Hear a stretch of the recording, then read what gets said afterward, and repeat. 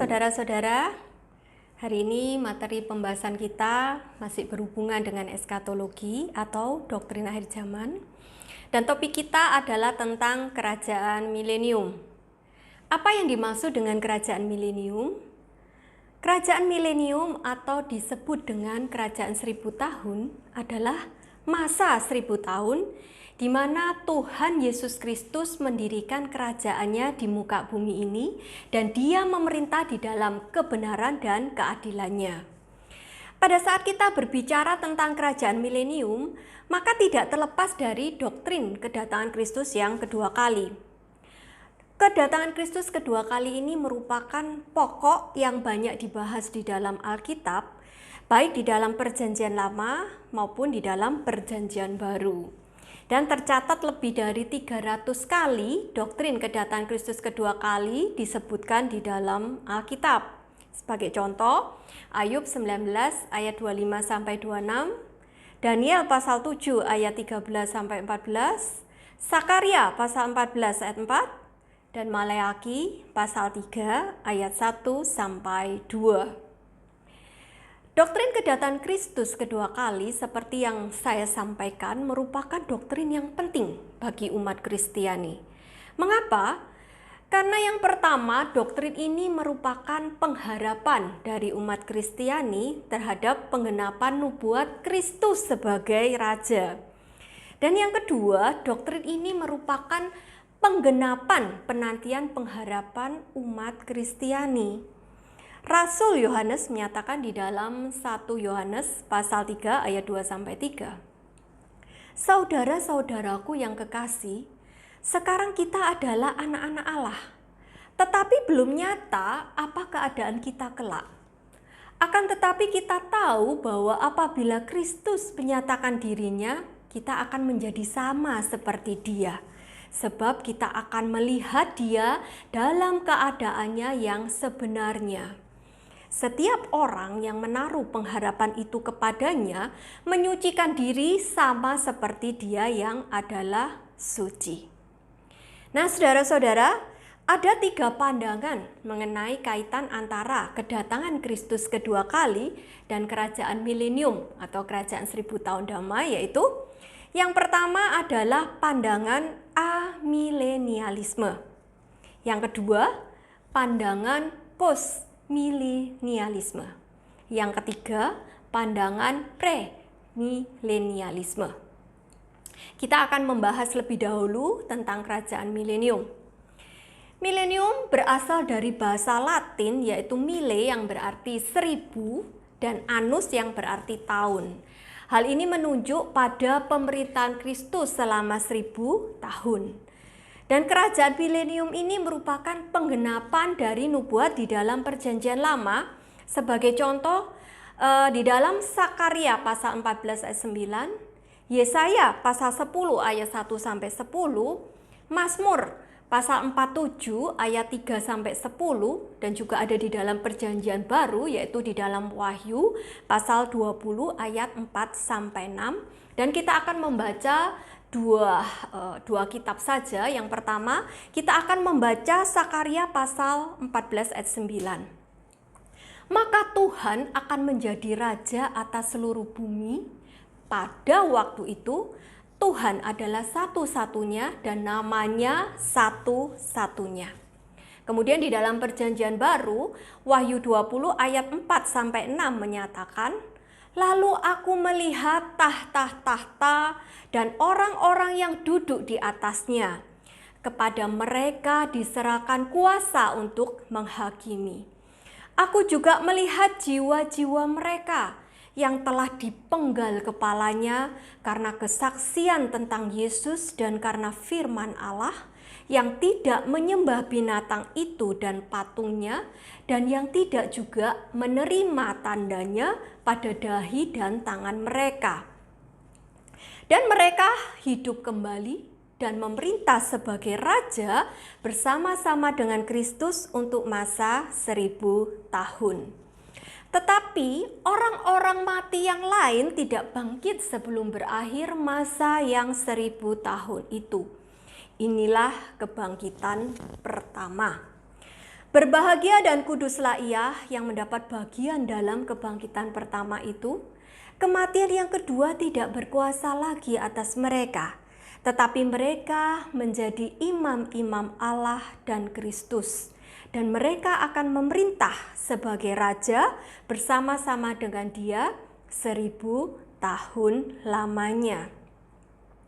Apakah tujuan dari pendirian kerajaan milenium? Tujuannya adalah yang pertama untuk menggenapi janji Tuhan. Yang kedua, untuk menyatakan bahwa pemerintahan oleh Kristus adalah pemerintahan yang penuh dengan kedamaian dan kelimpahan dan dapat dinikmati oleh manusia pada masa itu. Dan yang ketiga, untuk menguji ketaatan manusia yang tinggal pada kerajaan milenium. Nah, sekarang kita akan beranjak kepada 3 pandangan tentang kerajaan milenium. Yang pertama adalah pandangan amilenialisme. Pandangan amilenialisme menyatakan bahwa kedatangan Kristus yang kedua kali terjadi pada akhir periode gereja dan tidak ada kerajaan milenium di muka bumi ini. Kerajaan milenium yang disebutkan di dalam Wahyu pasal 20 itu sedang digenapi secara rohani pada saat ini, yaitu pada zaman gereja, di antara kedatangan Kristus yang pertama dan kedatangan Kristus yang kedua. Pandangan ini mengalegorikan janji-janji Allah bagi Israel sebagai suatu bangsa, dan kemudian janji itu dipenuhi oleh gereja. Nah, karena pandangan amilenialisme menafsirkan kerajaan milenium ini secara alegori, maka hal ini berpengaruh dengan cara mereka, bagaimana mereka melihat peristiwa-peristiwa di dalam kitab Wahyu. Peristiwa-peristiwa di dalam kitab Wahyu ini tidak disajikan secara berurutan atau kronologis, tetapi peristiwa-peristiwa tersebut dilihat dari berbagai sudut yang menggambarkan periode waktu yang sama. Sebagai contoh, kita akan melihat Wahyu pasal 19 dan Wahyu pasal 20. Yang pertama, Wahyu pasal 19 ayat 11-21 itu berbicara tentang kedatangan Kristus yang kedua kali. Kemudian Wahyu pasal 20 ayat 1-6 berbicara tentang kerajaan 1000 tahun atau kerajaan milenium. Dan yang ketiga, Wahyu pasal 20 ayat 7-10 berbicara tentang iblis yang dilepaskan dan kemudian dihukum. Pandangan milenialisme menafsirkan bahwa kedatangan Kristus kedua kali yang ada di dalam Wahyu pasal 19 terjadi pada akhir kerajaan milenium, Wahyu pasal 20. Jadi Wahyu pasal 20 tidak mengikuti Wahyu pasal 19 secara kronologis, tetapi ditafsirkan pada masa awal antara dua kedatangan Kristus. Wahyu 20 ayat 1-3 tentang pengikatan iblis diartikan sebagai kekalahan iblis di atas kayu salib oleh Kristus. Kekalahan iblis ini menunjuk pada kegagalannya untuk menghentikan penyebaran Injil kepada bangsa-bangsa. Dan Wahyu pasal 20 ayat 4 itu tentang pemerintahan orang-orang kudus ditafsirkan pada masa sekarang di mana mereka sedang memerintah bersama dengan Kristus. Nah, urutan peristiwa yang berkaitan dengan kedatangan Kristus kedua kali adalah yang pertama, pada masa kerajaan milenium itu berjalan, maka Yesus kembali ke surga. Nah, pada saat itu juga masa kesengsaraan juga berjalan secara bersamaan. Kemudian yang kedua, kemuliaan Allah itu akan datang kembali.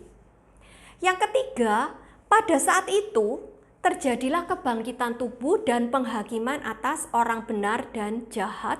Dan yang keempat, masa kekekalan akan dimulai. Sekarang kita akan melihat pandangan yang kedua, yaitu pandangan postmilenialisme. Pandangan ini menyatakan bahwa kedatangan Kristus yang kedua kali terjadi setelah kerajaan milenial, yang merupakan masa akhir periode gereja. Postmilenialisme juga menyatakan tidak ada kerajaan milenium di bumi ini. Keadaan orang percaya pada saat ini atau periode gereja Tuhan pada saat ini yang disebut sebagai masa milenium.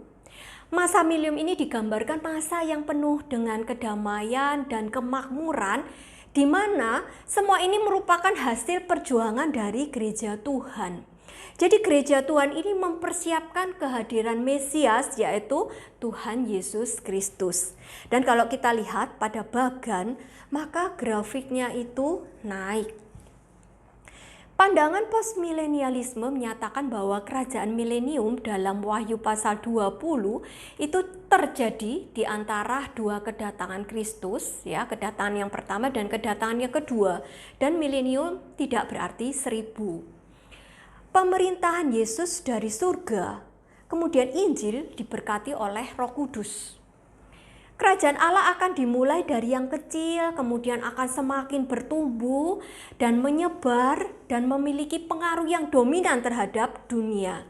Semua bidang dalam masyarakat akan dirubah. Dunia akan mengalami masa-masa kemakmuran, kedamaian, dan kesejahteraan. Nah, setelah menjalani suatu periode yang panjang dan dunia dikristenkan, maka Kristus akan datang kembali, kedatangan Kristus yang kedua kali. Pada saat itu dia akan menghakimi seluruh umat manusia, baik yang benar maupun yang jahat. Kemudian masuklah di dalam masa kekekalan.